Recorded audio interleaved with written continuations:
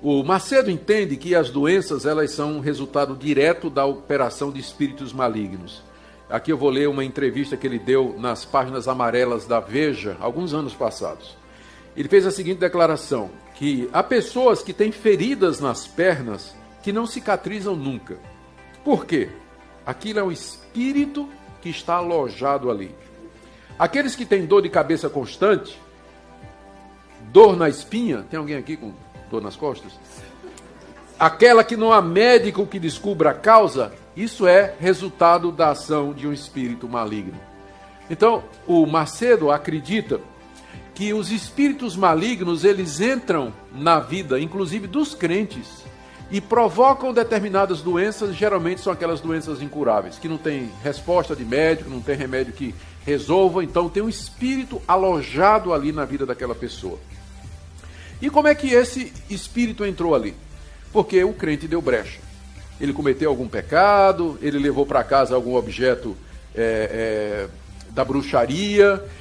Eu li uma vez no livro da Neuza Itioca, uma experiência que ela contou, de um missionário muito crente que de repente morava, né, era missionário na África, e depois de um tempo ele voltou para o Brasil e de repente tudo começou a dar errado na casa dele, perdeu os seus bens, gente ficou doente e tudo mais.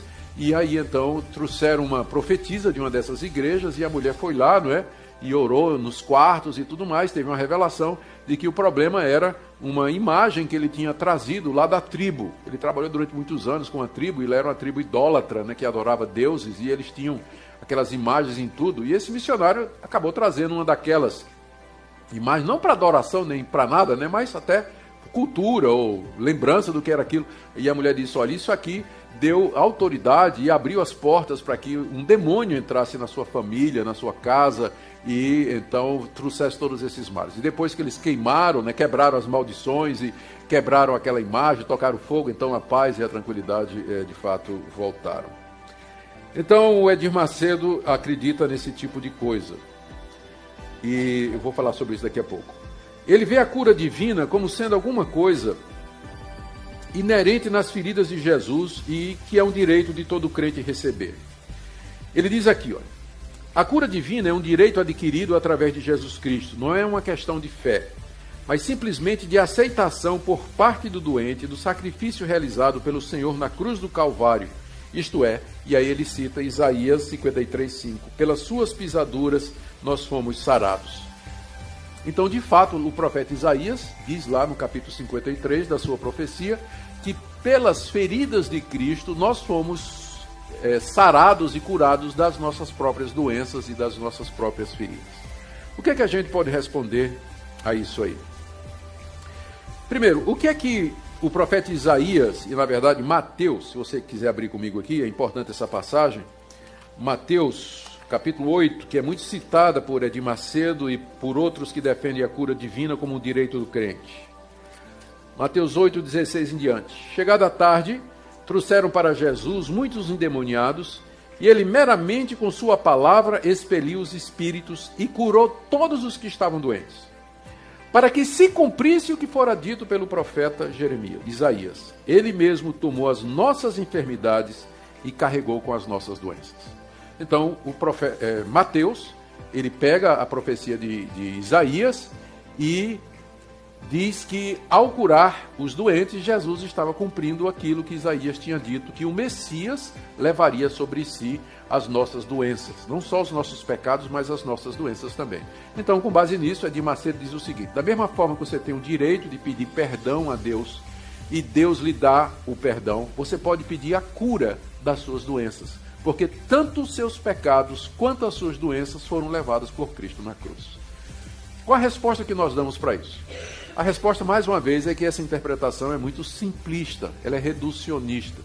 Cristo levou os meus pecados na cruz, mas isso significa que eu não tenho mais pecado? Isso significa que eu, na hora que me converti, o pecado saiu de mim? E que eu nunca mais vou cometer algum pecado? Não. Significa que Cristo, de fato, vai tirar todos os meus pecados na ressurreição dos mortos. depois que eu morrer e que houver ressurreição dos mortos, eu vou ressuscitar num corpo perfeito, onde não há pecado. Como Paulo diz, na ressurreição nós seremos iguais a Cristo, com aquele corpo glorioso, imortal e sem pecado. A mesma coisa nas doenças. O fato de que Cristo levou as nossas doenças na cruz significa que hoje, então, se eu crio em Cristo Jesus, que eu não vou mais ficar doente? Se você prestou atenção, o Edir Macedo usa óculos. E ele tem um defeito na mão. A mão dele tem um defeito na mão.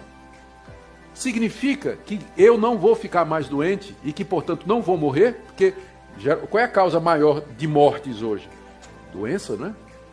Tem algum imortal dentro dessas igrejas? Alguém que já viveu 200 anos, 300 anos? Até porque essas igrejas surgiram apenas há 100 anos atrás, mais ou menos, né? Alguma coisa assim. Então, o que significa é que Cristo levou nossos pecados e nossas doenças, mas a aplicação disso será no fim da história.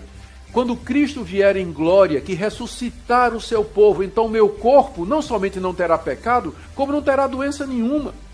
E na eternidade não vai ter doença e não vai ter pecado, por conta daquilo que Cristo fez na cruz. Cristo levou nossas doenças e nossos pecados na cruz, mas Deus administra isso através da história. Ele não dá tudo de vez.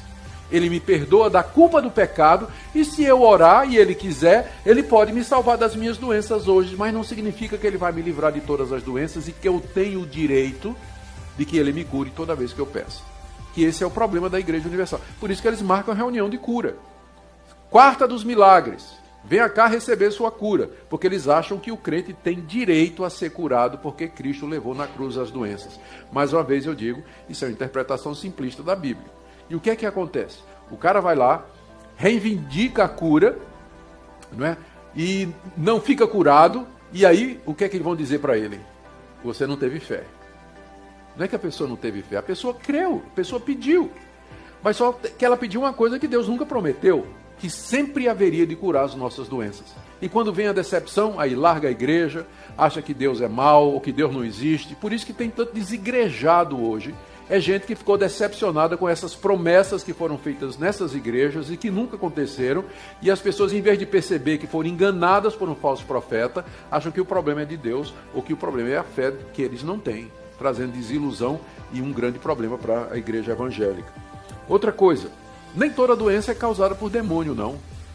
Se você comer demais, não precisa de um demônio para, né, para a barriga chegar primeiro e você chegar depois. Não precisa de um demônio para isso. Se você não dorme o suficiente, se você trabalha e não cuida do seu corpo, você vai ter problema. Não precisa de Satanás para isso, não.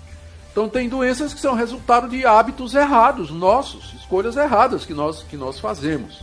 E aquelas outras que não são, elas não foram necessariamente causadas por um demônio. Tem pessoas que nascem, né, muita gente nasce com problemas, tanto fisicamente quanto emocionalmente e psicologicamente.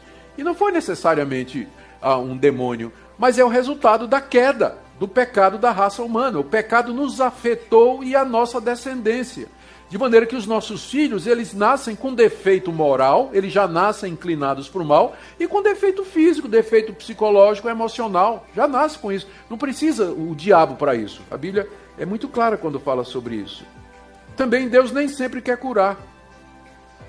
Nem sempre Deus quer curar. Paulo pediu para Deus tirar um espinho na carne. 3 vezes pediu a Deus e a resposta de Deus foi não.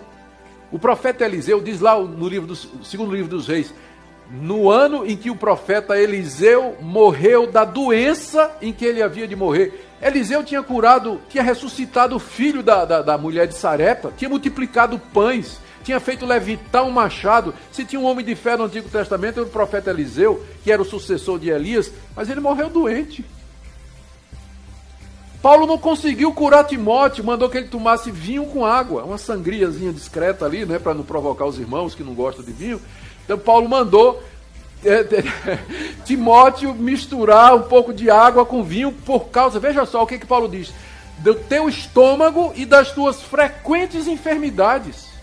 Timóteo, um homem de Deus, companheiro de Paulo, o grande apóstolo dos gentios, que curava a gente só com a roupa, mas não curou Timóteo. passou um remedinho caseiro, né? Muito bom para úlcera, inclusive, né? Passou um remedinho caseiro para resolver o problema de Timóteo. Então, o resultado é que tem pessoas que ficam extremamente decepcionadas.